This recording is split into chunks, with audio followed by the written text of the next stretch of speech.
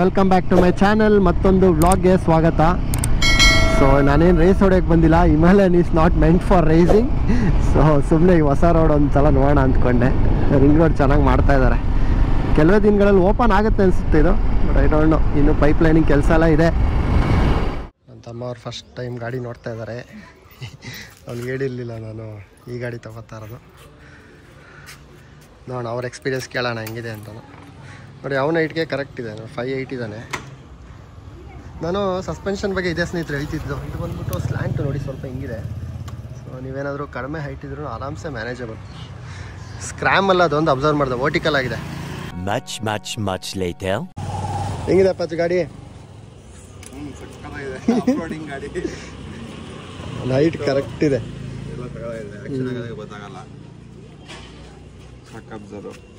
ಇದು show suspension, ಕುದುರೆ ಥರ ಕುಣಿಯುತ್ತಂಗೇನೆ ಗಾಡಿ.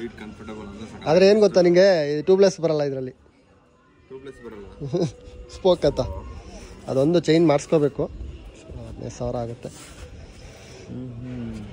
Dual channel dual channel.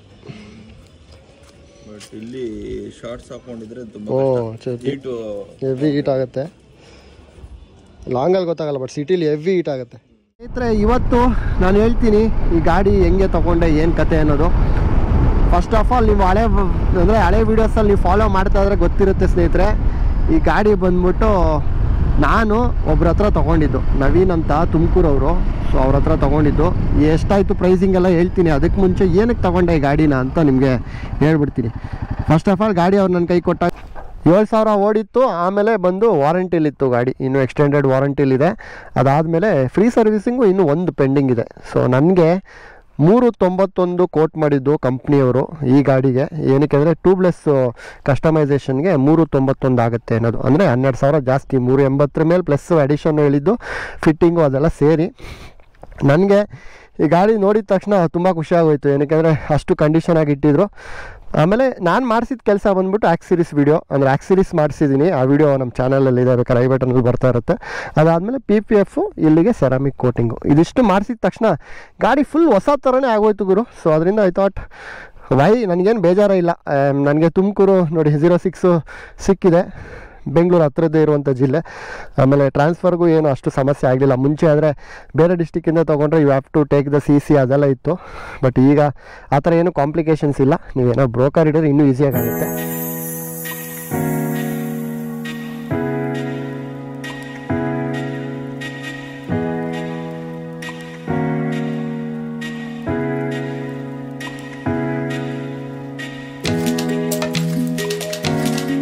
Pricing ಬಂದ್ಬಿಟ್ಟು ಸ್ನೇಹಿತರೆ ಇವ್ರು ಕೊಟ್ಟಿದ್ದು ಪ್ರೈಸ್ಗೆ 3,500, ಅಂದರೆ 3,05,000 ಆಲ್ಮೋಸ್ಟ್. ನನಗೆ ಒಬ್ರು ಯಾರೋ ಮೆಸೇಜ್ ಹಾಕಿದ್ರು ಎಷ್ಟು ಡೌನ್ ಪೇಮೆಂಟ್ ಮಾಡಿದರೆ ಬ್ರೋ ಅನ್ನೋದು.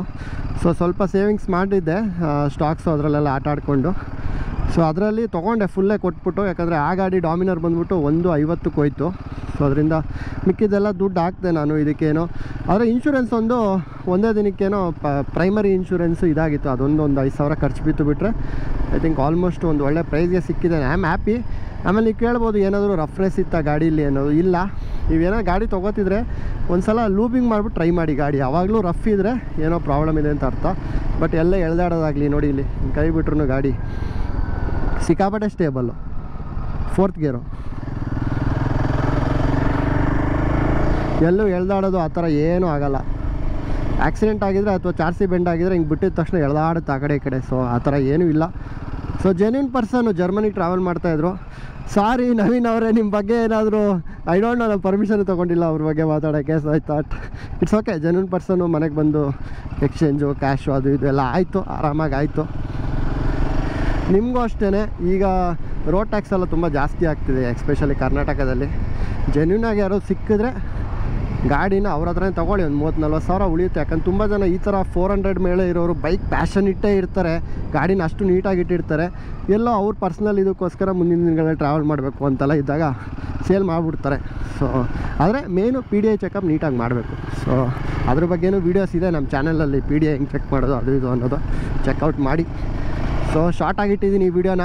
I didn't wanted to make it too lengthy, because next ಈಗ ಸ್ವಲ್ಪ ಚಚ್ಚಾಡ್ಬಿಟ್ಟು ಆಮೇಲೆ ಹೆಂಗಿದ್ರು ಸರ್ವಿಸ್ ಕೊಡೋದಿದೆ ಗಾಡಿನ. ಸೊ ಅದರಲ್ಲಿ ನಿಮಗೆ ಹೇಳ್ತೀನಿ ಏನೇನು ಸರ್ವಿಸಿಂಗ್, ಏನೇನು ಎಷ್ಟೆಷ್ಟು ಕಾಸ್ಟ್ ಆಯಿತು. ನೀವು 400 ಅಥವಾ 410 ತಗೊಳ್ಳೋರು ಇದನ್ನು ಮ್ಯಾನೇಜ್ ಮಾಡ್ಬೋದಾ? ನನಗೂ ಗೊತ್ತಿಲ್ಲ ಎಷ್ಟು ಬರುತ್ತೆ ಸರ್ವಿಸ್ ಚಾರ್ಜಸ್ಸು ಅನ್ನೋದು. ಯಾಕಂದರೆ ಇದು ಲಿಕ್ವಿಡ್ ಕೂಲಿಂಗ್ ಸೆಟಪ್ಪು. ಕೆಲವೊಂದು ಇದರಲ್ಲಿರುವಂಥ ಐಟಮ್ಗಳೇ ಬೇರೆ, ಸೋವೆ ಸಸ್ಪೆನ್ಷನ್ ಆಗಲಿ, DIP ಚೈನ್ ಲೂಬಿಂಗ್ ಅಲ್ಲ, ಚೈನ್ ಸೆಟಪ್ ಆಗಲಿ, ಈ ಥರ ಬೇರೆ ಬೇರೆ ದೇಶದ್ದು ಐಟಮ್ಗಳನ್ನ ಇದರಲ್ಲಿ ಯೂಸ್ ಮಾಡಿದ್ದಾರೆ.